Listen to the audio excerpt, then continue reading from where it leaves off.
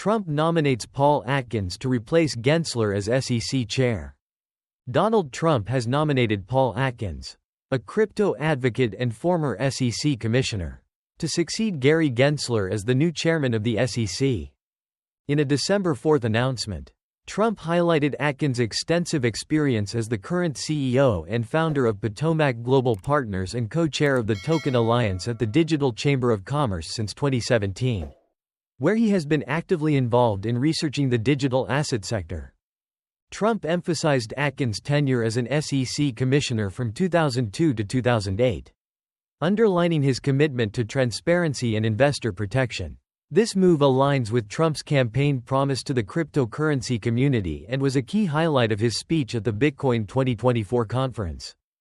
Gary Gensler, despite facing significant criticism, continued to voice his disapproval of cryptocurrencies until November, ultimately resigning on November 21. Market reaction to Gensler's departure.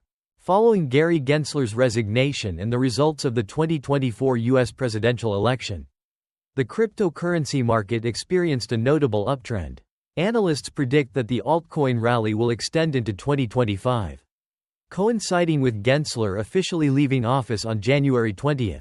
In light of Gensler's departure, several firms, including Bitwise, VanEck, 21 Shares, and Canary Capital, have filed ETF applications with the SEC, signaling renewed optimism in the market. Katrina Paglia from Pantera Capital noted that legal actions by the SEC against crypto companies are expected to decrease under new leadership.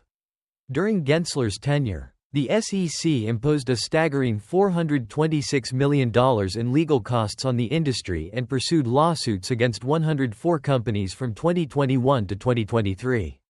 Despite the sector's calls for clearer regulations,